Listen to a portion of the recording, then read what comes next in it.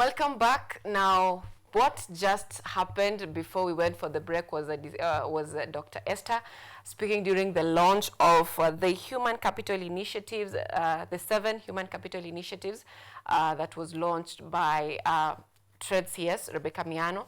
And also, the goal is to improve financial literacy among entrepreneurs. So they're all, in total, it's 7 initiatives.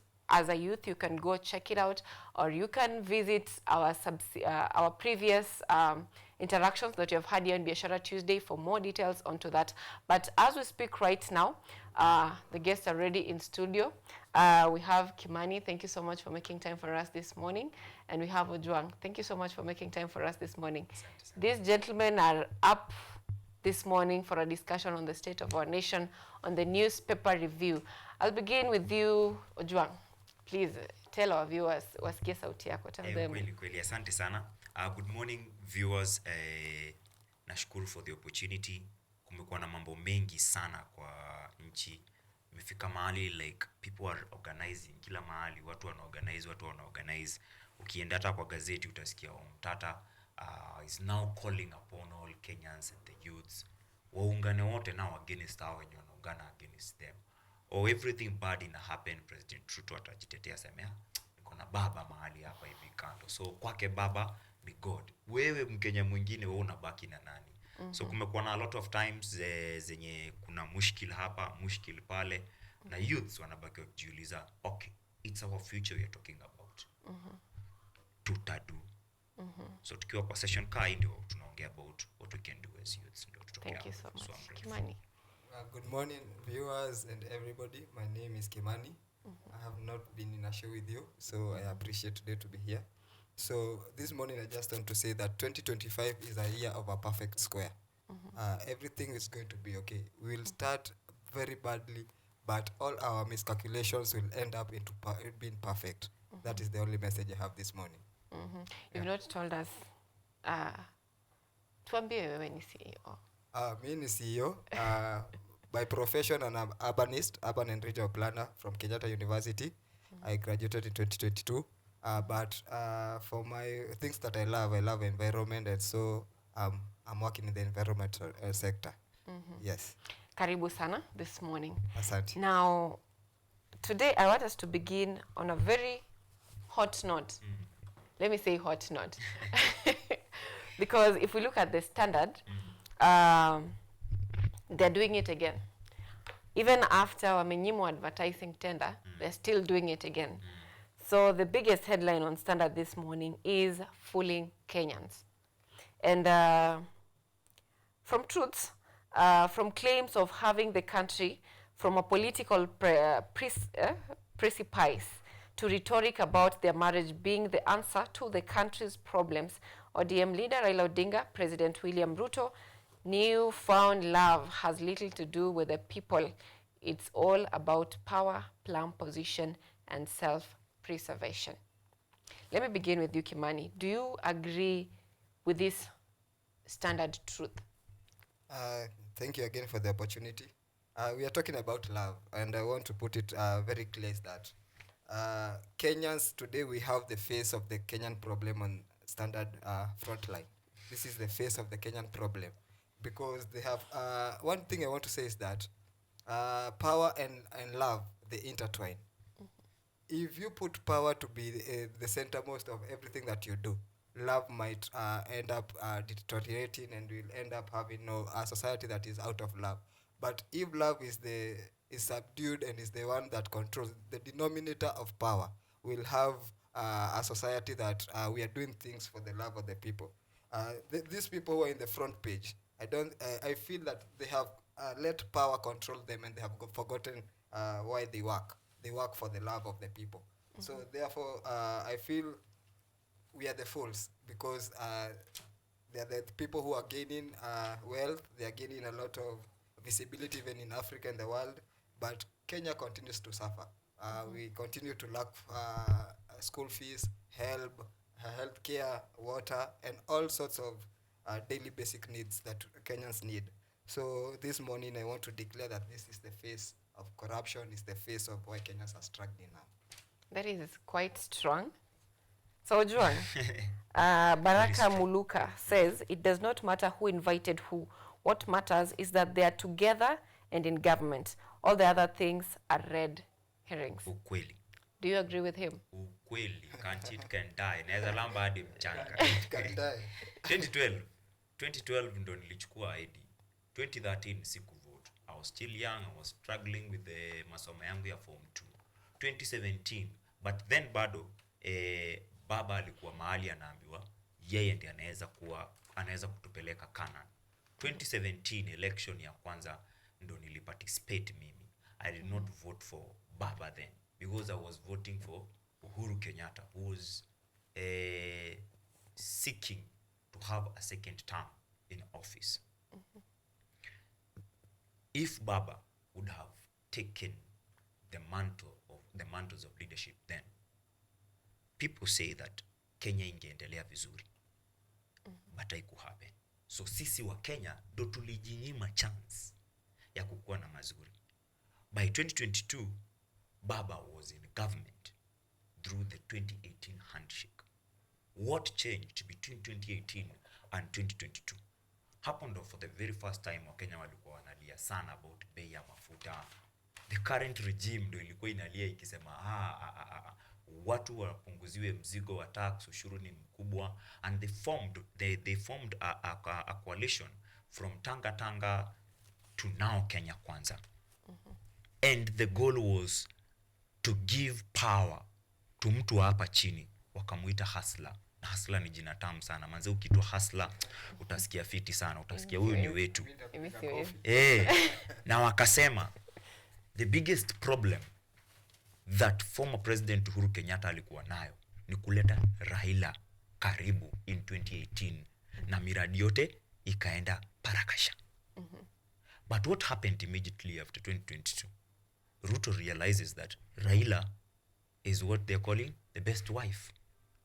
Before that tulikuwa tunaona Ruto na Kimani Ichung'wah hapa hivi. Kimani Ichung'wah hadi on a international interview with media akasema ameitwa na Kenyans wife of President Ruto juu wanaonekana sana wakitengeneza zile AI images, wanamweka tu kitambaa si atakuwa kaa wife. But nothing bado has changed. Yet baba mimi nilimchagua 2022. There isn't something we are feeling. Na uko nje yeye anakuaga na credentials the head of government. Sasa ukiangalia all the key positions amepata kama CS zote ni za head of government. Deal na policy.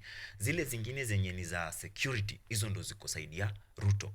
So yeye amepewa treasury. Uchumi wetu uko vibaya ama hauko vibaya? Uko vibaya. Hiyo iko na Mbadi. Amepewa cooperatives and Oparanya. Bado iko vibaya. Energy, Kenya Power is still the most powerless institution in this country. Juu hakuna stima kila mahali. Sijui transformers zimefanya nini. Transformer hadi zinapeanwa na mbunge, watu wanateswa through something like that. Energy yendi yako nayo hai work.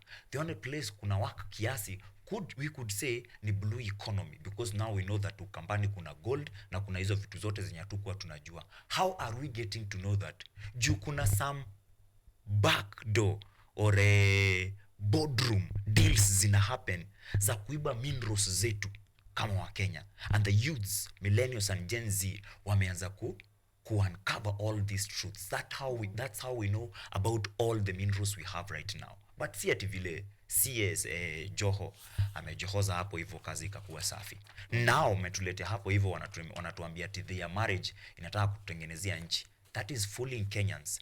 Look at the kind of mediocrity inaendelea in our country. That if you are a media house and you have a powerful independent voice like the Standard, mnanyang'anywa advertisement ama mnatumiwa hiyo kama ndo punishment. Nyinyi mnaongea sana kuhusu mabaya ya serikali. Hakuna advertisement kutoka sasa. And then nyinyi mnaexpectiwa mnyamaze ama muimbe chenye those who are fooling us want us to hear ndo mpate tenders. Hizo vitu zitaisha hadi lini? Kama baba ndo alikuwa tusaidie, does it mean that Kenyans are condemned now that baba ako on the other side? We must do something.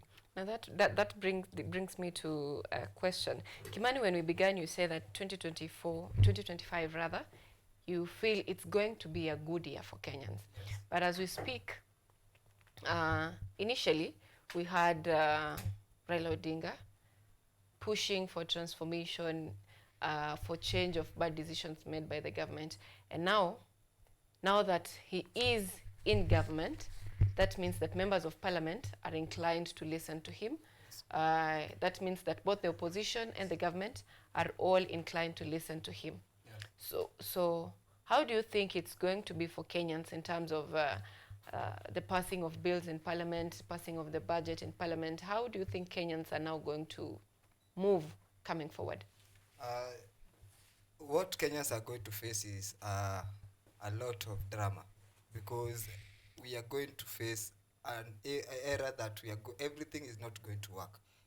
When I started to say the interplay between power and love. When people in power have love, a lot of things will happen. When Nelson Mandela was the president of South Africa, he had the power and the love of the people. That's why he sought to fight for apartheid. When Mahatma Gandhi was the prime minister of India, he ensured that he's going to fight decolonization of India until his people are secured. As we talk now, we have talked about the gold refines, we are talking about a lot of things. What power does Raila Odinga have to ensure that our minerals are going to be done in Kenya, benefit the people of Kenya? Now we are talking about neocolonialism, which is even worse than colonization, because we are letting the white people come, bring their money to Kenya, but they are coming to deteriorate our lives, because now we are talking about Kakamega, just here Machakos, there's gold. But how is it benefiting the people of Kenya? So I don't want to speak a lot about Raila Odinga, because one thing I know about Raila Odinga, he's at his climax. And one thing I know is that the only thing that he wants to leave for himself is a legacy that he has been a president, he has been a prime minister. But what I want to tell the people of Kenya now, we can no longer wait for Raila Odinga to save us. He will not save us. And the only thing we are going to do, we will continue dying in hospitals because the SHA is not working. We are continue having our children in streets, no school fees, because Raila Odinga is not going to support or even help any Kenyan. He's there for himself and the bargains of MPs that he has, so that they can continue milking the already thin cow in Kenya. Mm-hmm. Yeah. So Juang, Omtata says he slams Ruto and Raila pact as civilian coup. Omtata has been so vocal in blushing this union pussy. So do you think also, do you side with Omtata on this, that, Kenyans, you are on your own, you need to find ways of dealing with your own issues? Tuko kwa ku na ni wenye wako in government who have sworn to protect the constitution ndo wanafanya ikue. As a president, you're supposed to work within the precincts of the constitution. Katiba inasemaje? Ulikula kiapo before saa 8 for a president to be sworn in. Ikisha pita saa 9 ni mpange siku ingine. It has to be before 2 and it has to be after 10 a.m. Ndo kukue na jua. Vile unasikia tukisema Mungu ananiona. Then unashika hiyo katiba, unamutilate kidogo by kidogo. As unashika parliament, inakuwa umeiweka mateka, they can't do anything. Their role is no longer to oversight projects kwa constituency zao. Their role ni kukuja kwako walie wakuombe na wakupraise ndio uwape projects ziendelee. Kama saizi President Ruto si alikuwa kwa tour Nairobi. Do you know in the same Nairobi kuna constituencies zenye hazikuwa na project hata zimeandikwa pale hivyo na hazitapata, in the name of ati hizo constituency ni za opposition. Yet hizo constituencies zinalipa ushuru pia. President amesahau yeye ni champion wa constitution number 1. Na amekuwa sasa ndio anaitumia tukae kama tuko kwa yeye ni king. Yeye si president, yeye ni king. So juu yeye ni king, atasema Roysambu hakutapewa projects. In fact, affordable housing that are meant to be for Roysambu constituencies are being run by MCAs. Yenye inafaa ikuwe ya Kahawa West inaraniwa na MCA. Kwa nini ati Jumbunge ametoka saidi ya Ruto ameenda saidi ya Gachagua? And then Wakenya wanalia wanasema woi, mbunge wetu alitoka kwa Ruto, sasa tutaumia. They are forgetting even when huyo mbunge alikuwa kwa Ruto bado tulikuwa tunaumia. And as we are saying that, kuna wabunge wengine wenye ni wa opposition. For example, the best MP in Kenya is from ODM, Babu Owino. Embakasi East, maendeleo hukua. When places like Roysambu kwenye kumekuwa ni kwa UDA, hakuja kuwa. The best they can do ni wa train some coaches, alafu waseme all entire fraternity ya sports and youths wamesaidika, na hiyo kitu imeisha. Every year, hiyo ndo the only thing wanatumiaga kama project. As wanafanya hivyo, baba kwa pale hivyo ati anatetea na jeshi yake yenye inaitwa jeshi ya ODM. Wamechukua mpaka vijana, wamewacoin, wamewafunza narrative ya kupeana kule nje ya inawak, serikali iko sawa, sha ni nzuri, sha ni mzuri aje na inaumiza watu. Na bado wanaendelea kuweka intimidation. Utapata committee is in Roysambu constituency in Nairobi. The affordable housing zenye ziko pale tayari zishaenda Kiambu, zinaambiwa ati ziko Kiambaa constituency, jumbunge wa hiyo side anapelekana na Ruto. It's either saizi unapelekana na Ruto ama unapelekana na Raila, ati ndio kukuje miradi ya maendeleo kwenyu, yet nyote mnalipa ushuru. How is that even possible? How are we allowing ourselves to pitia yoyote na bado watu wanapea baba power, anasema ati tunataka kuona baba akitutetea. Wewe utajitetea lini kama Mkenya? Na ndio tupatie baba ati akoni yeye anatutetea. We can remember June 25th. Tulikuwa tumetoka maandamano ya Open the Server. No baba. Na ni ya baba. Watu walikufa madhari. Watu waliibiwa mali yao. But the only thing the president said, and then you can article, just for Gen Z to come out of to the streets because of the finance bill. And baba had the right to kututoka. Ati aseme nimeenda kwa serikali. Either way, if we talk about baba every time, we lose the main concentration of our agenda. We should be discussing issues. Because in this gazette we are having KICC renovation of 1.9. Now we are understanding that State House is being renovated of 7 billion. Why are we having priorities upside down? Ni dawa tutanunua kwanza ama ni renovation? Kama ni renovation because of Prince of Netherlands, who cares about him?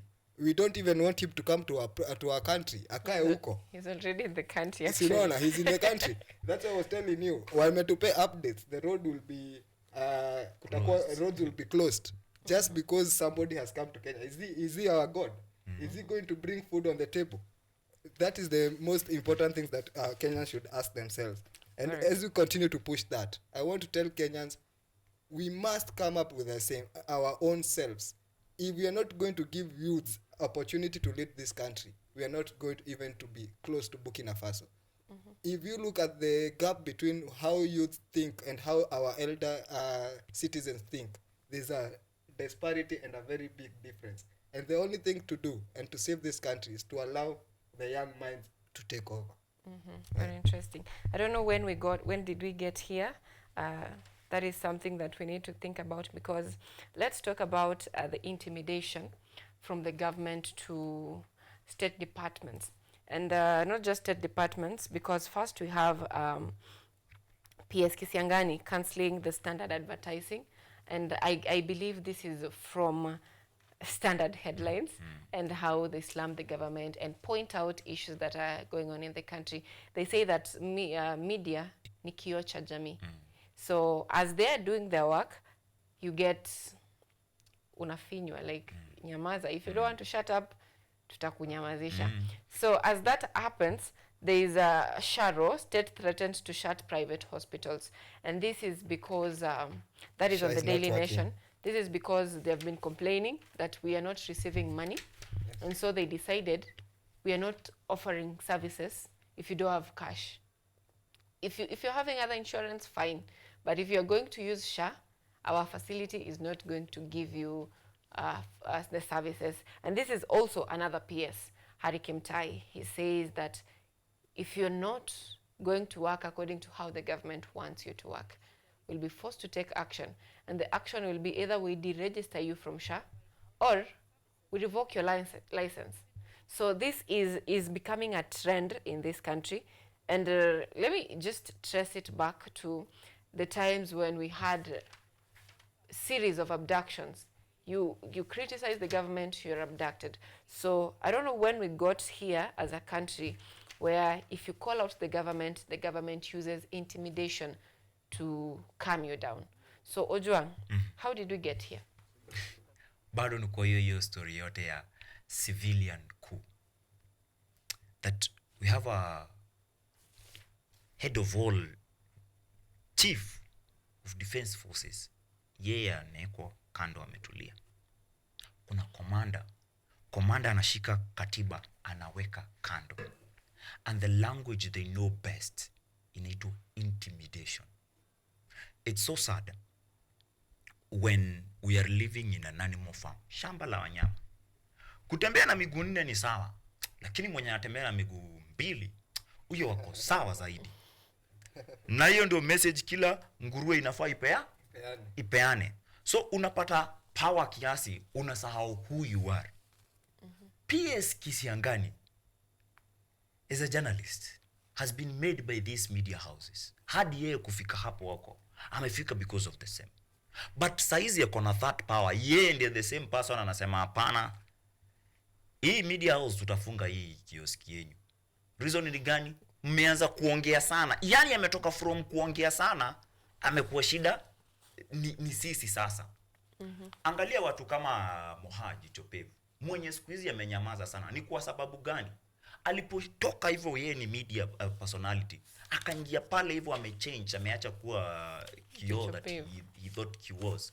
Na amechange from singing to their tunes, from kukandamiza watu to now the silence ameweka pale hivyo. When injustice ina happen na umenyamaza, well you know kama your voice inaweza tumika kusaidia watu na umenyamaza, inamaanisha wewe you are a traitor.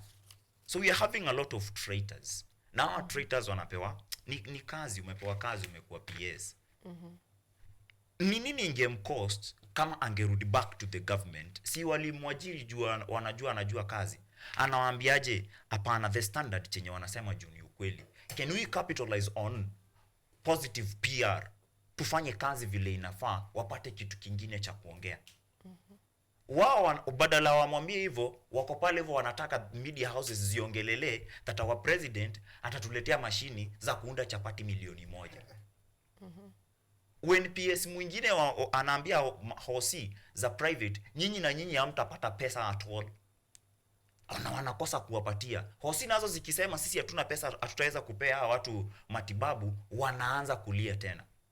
Yet as wewe unasafa kwa hiyo blame game fahali wawili wanapopigana, wewe ndio nyasi. Kwa nini every month as you are complaining about your SHA contribution bado unakatwa? Na kila mtu, hakuna mtu saizi pesa zake ati zinaenda NHIF, whether you applied or did not apply. As long as you are under NHIF, you are making contributions that are mandatory to SHA, but ukienda hosi hautapata bado. Na utapewa, ukienda mahali ujaribu kusema kama unafanya kazi kwa serikali, ujaribu kusema hii haifanyi kazi ama hii haifanyi kazi ama huyu anatukosea ama huyu anatukosea, kitu cha kwanza ni unaenda nyumbani. Sisi kama youths hata hatuna hizo kazi. What can we do different? Tujiorganize kwa community based organizations, tujitengenezee nafasi za kazi, to lobby. Wewe umeivia kitu fulani, huyu ameivia urban planning, mambo ya environment, we lobby, tuungane, tutafute hizo kazi, tunapea hao vijana wengine wetu kazi, ndo waache kutumika pale hivyo. Poverty is the enemy, and unfortunately they are using that poverty to separate all of us as youths. And it's our future that is at stake. Kimani, That's very true. poverty is the enemy. How did we get here? That is very true. And just to pick where Mariam has left, we cannot win unless we are together. And the pendulum of the mind, it swings and oscillates from logical and illogical, nonsense and nonsense, and senseful things. Kenya now, we are in somewhere that we are seeing everything is nonsense. But just to put that, because we are talking about the justice system, I will reflect this on the impeachment motion of Kawira Mwangaza. Kenya is facing a lot of drama in its justice. we have taken justice as a form of punishment and not a rehabilitation center, because prisons are places to rehabilitate. It's not a place to punish anyone. And I want to put that in the impeachment even of the deputy president. We are having a scenario where we are feeling that impeachment is a punishment rather as a rehabilitative journey for any leader. Let me take you for a scenario. When we go to impeach a person, a governor, we have to have a criminal case attached to the impeachment. Therefore, if I impeach you, you have to face criminal cases in court. But what are we seeing here? We are impeaching a governor and we are not taking them to court because we have let the impeachment motion be a political basis. And that's why we had, even in the impeachment of Gachagua, they say that matter was non-justiciable. Why? Because it played more on politics than on the goodwill of rehabilitation. And therefore, I want to reflect and remind people about even the seventh president of USA, even Nelson Mandela. He had to be arrested, and yet the government is not the same. The people who came to tell the people, do not elect Nelson Mandela. We have arrested him. They left the power to the people, and that is what I want to tell the government of Kenya. Even impeaching anybody is showing that you are just playing politics with the lives of the people. The only person who has the right to choose any leader is the people. Leave the power to the people to impeach people. Even Waitito should be let to go to the ballot. Let the people choose what to kill them, right? Because the government cannot choose for the people. The government must work within the constitution. And nowhere the constitution says that impeachment is a way of punishment. Impeachment is a way of rehabilitating the people. That said, I want to continue by saying that Kenyans are woke now. We are not in a way that you had to go to the library so that you can read. No, we read through our phones. We can see everything that is not working in Kenya. We can see our resources now are in the hands of Trump. Oil is in the hands of Trump. In this gazette, we have seen it. Just because Trump has said we are going to ensure that we support the mining and the oil company industry in Kenya, this is the only time that we are going to exploit our resources fully. As we talk, Kenya is experiencing even energy shortages, power blackouts. Why in this era are we having power blackouts? I come from the light industry. You can imagine light industry is somewhere where people are having money from hands to mouth. Yet, the whole day, from morning to evening, we are having water blackouts, energy blackouts. What I can say is that we are having our priorities upside down. And the only way to go back is to ensure that the independence of all institutions, they agree to do as mandated by the Constitution. Because you are EPRA does not mean you have to think about what William Ruto will say before you facilitate or administer what you're supposed to administer. Being an independent institution, you have your own constitution, you have your own guidance, and that is the only thing that should matter. Because kama venye umesema Ojwang, ulikula kiapo. And that's why we're having this here. We should not be having the face of our president on the office. Atumekaa hapo tena William Ruto amepangwa hapa. Na unajua jina yake ni wizi. So what you are thinking about is just stealing from the people of Kenya. The preamble of the Kenyan constitution is we the people. It's not we the sons of William Ruto. It is we the people. And that is the only guidance that we can guide us to ensure that we see Kenya transform and reach our full potential. Very important. Institutions dwelling on their own independence. Now let's shift gears to education matters. Now, last week when the president was touring Nairobi, he said that on Friday, help will be dispersed. As we speak right now, nothing. The Daily Nation is having a headline that why parents are worried about CBC. And from where I sit, it's because of the uncertainty of what next. Those who are pioneers of the CBC, they go to the next class, reaching the next class, they don't even have the syllabus. Wanadilidali too for like 2 months before the government now decides, okay, sasa mnaweza soma hii. And then that proceeds, no textbooks. You cannot buy textbooks. Parents wanafungua and they're like, so what do we buy? No textbooks to buy. So it's quite a confusion in the education system. The new funding model, universities are crying that campuses are not having money to run the institutions. Universities are going bankrupt. Yes, there is the part of corruption, budgeted corruption, but there is the part where there is no money. And so many employees are going home in various campuses. So many people are losing their jobs. Institutions are short-staffed.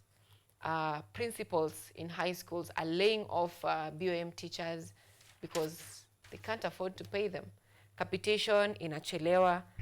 So it's just a mess in the education system.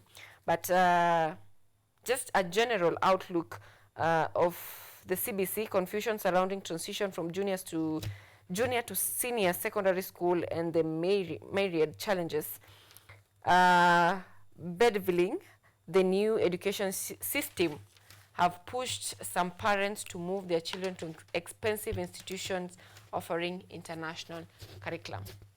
Let's talk about the education. Ojwang, what do you think about our current education system?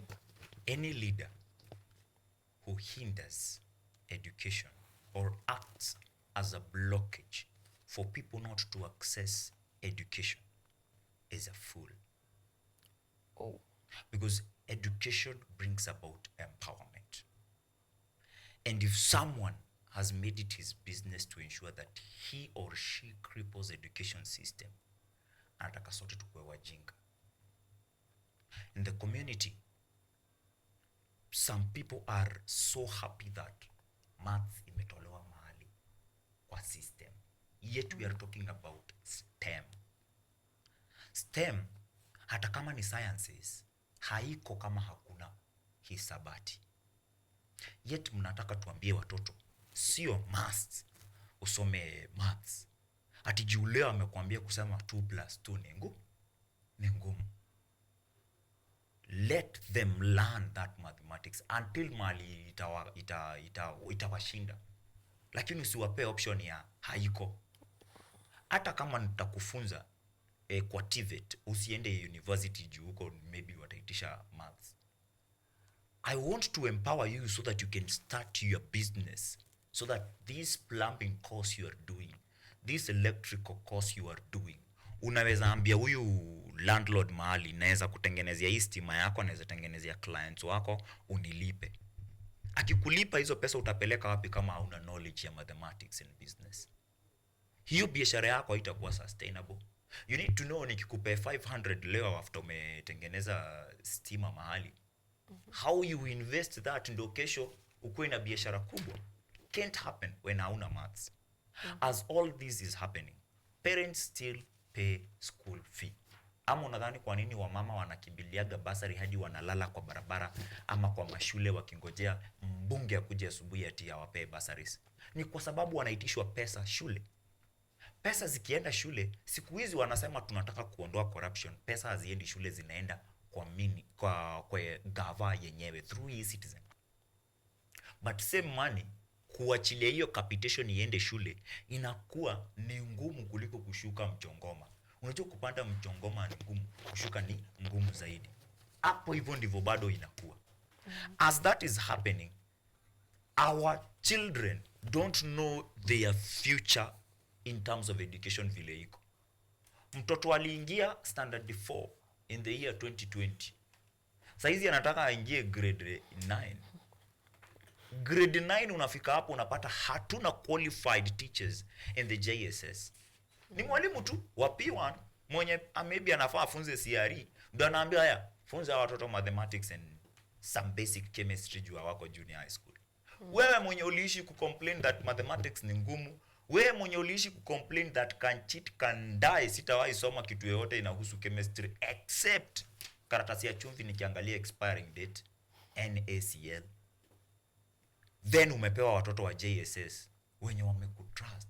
Teacher ni mtu. Teacher anajua Wewe mzazi unalipa fee. After 2 years hawajui sasa tuenda wapi, ndio wanasema tumtoe.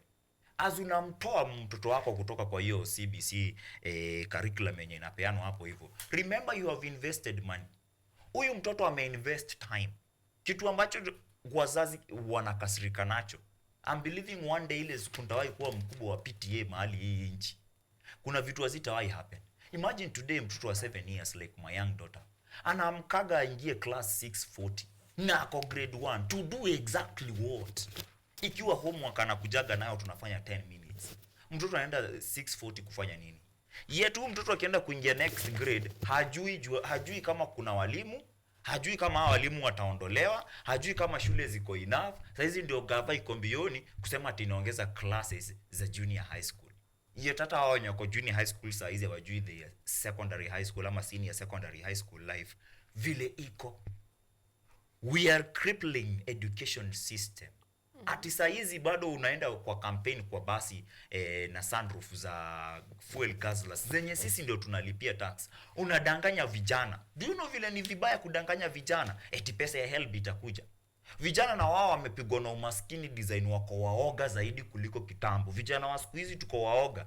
Inatutake 2 months kupanga vile tutaandamana kwa barabara. Kitambo Babu Owino alikuwa anasema kesho anniversary towers na HELB inatumwa before hata tuende hiyo anniversary towers. Kwa nini? Hatuna hata hiyo fare ya kuenda anniversary towers kama tutapanga maandamano. Hatuna hata hiyo breakfast ya tuamke. Unajua kusema unahitaji sauti na unahitaji kuwa umekula. Hiyo ndo wanatumia. As I said, they are using poverty everywhere. We as youths must get to know how we are getting out of that poverty. In the most honest ways. Juu ziko mingi sana. Juu ukienda kunyonga mtu, huyo kijana ananyonga kijana mwenzake. Mimi nangangana niamke, wewe unangangana uamke 6 kupate barabara ndo ufike KUTV, upige kazi yako ya hosting. Ukishatoka hapo jioni umemaliza kusoma news, unapatana na kijana mwingine mwenzako ako pale ati anakunyonga. Pesa uko nazo ni dhao ushatumia fare, umebaki inabaki mahali mtu kama mimi lazima ni negotiate na hawezi. Niwaambie ukiniibia hii simu ndo natumiaga kaa news manzeza hizo mobile journalism. Usiniibie hiyo. Niko na hapo unaweza beba chwani juu hata mimi nahitaji kukula. But we can get out of those scenarios tukitaka. Actually, these days it's negotiation. People negotiate with thieves. Now, Kimani, what do you think about our current education system? I have seen here STEM, no more mathematics. Lakini nataka kukuuliza swali. Maisha ni hesabu. Maisha ni hesabu bwana.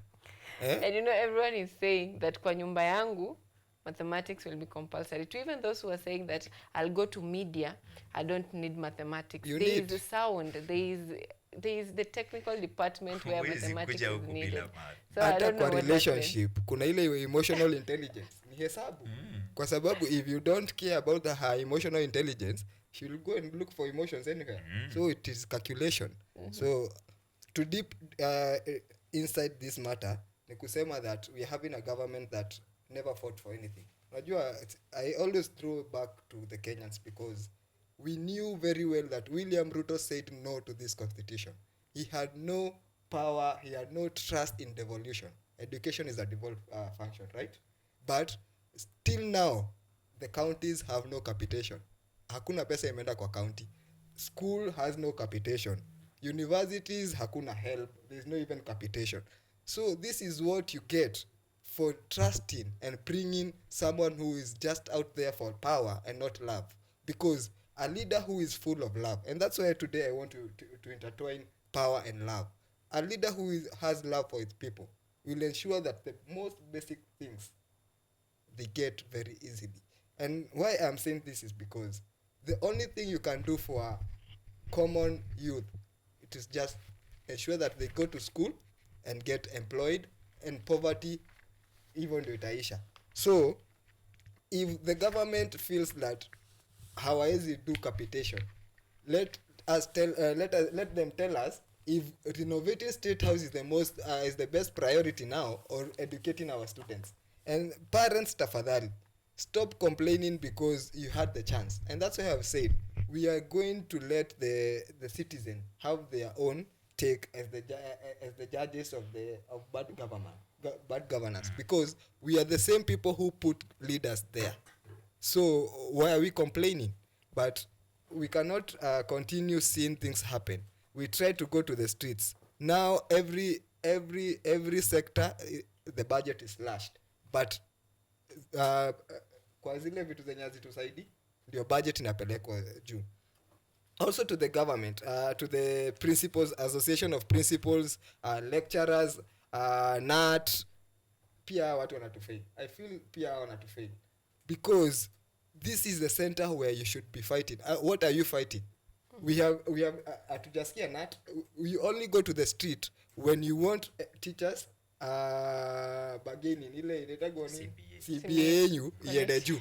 Sawa, that is the only time you fight for your rights because of wages. When can you why don't you go to the street when capitation has not gone to school? Because how do you expect those students to live? That's why we are seeing even in school our children has very little nutrition. Why? Because principal kona tu pesa tudogo zenye umelipa school fees, and you are a lot of them. How can he give you a dietary nutritious food? He cannot, because hajapewa pesa na serikali. So the biggest problem is coming from up down. And what I want to tell Kenyans, a tree will wither, a tree will die, but the only thing that it will always do, leave seeds for another tree to blossom. If we cannot leave the society with seeds, the most strong seeds are that we are continuing to do seed abortion. We are aborting a lot of intellectual youth, very energetic youth. We are letting them sleep outside the National Treasury offices, just demanding for help. That is a very sad thing. What type of seed are you bringing from that child? You're bringing a youth that is a don't care attitude, or you're bringing a youth that will ensure that he will also manipulate na atafinyilia mwingine because that is the normal emotional nini ya watu. Ukinifinyilia pia mimi nitakufinyilia when I get there. And that's why we are seeing it is very difficult for us even to end corruption in Kenya. Why? Because those people who are already there, wametuonesha they don't care about us. So even me, when I'm climbing the ladder, I want to reach there so that I can also have the don't care attitude. But I bring the message to youths today. Power and love, they are the biggest thing that you can offer yourself to ensure that you have a just society. A society that everybody is filled, loved, and connected with the nature. That is the only thing we can do. Power and love. Power and love. Now we are concluding this show, and I'll give each of you a minute. And the minute is for you to give us something positive. Positive. Walai. Strictly positive that is happening in the country or that you have witnessed in the country in a minute. Let me begin with you, John. Asante sana. Sisi tumeamua that we're going to do all good things. Venye umesema positive. All positive things. Without necessarily crying that we can't do this because we don't have this. We just do what we can. We just keep doing. So, on 22nd March is World Water Day. We have a group of youths who are visionaries from different parts of our constituency, Roysambu. And we have prepared an event to ensure that we are doing tree planting at Githurai People's Park. This group of youths, they are registered as a CBO. They are called Talanta Visionaries.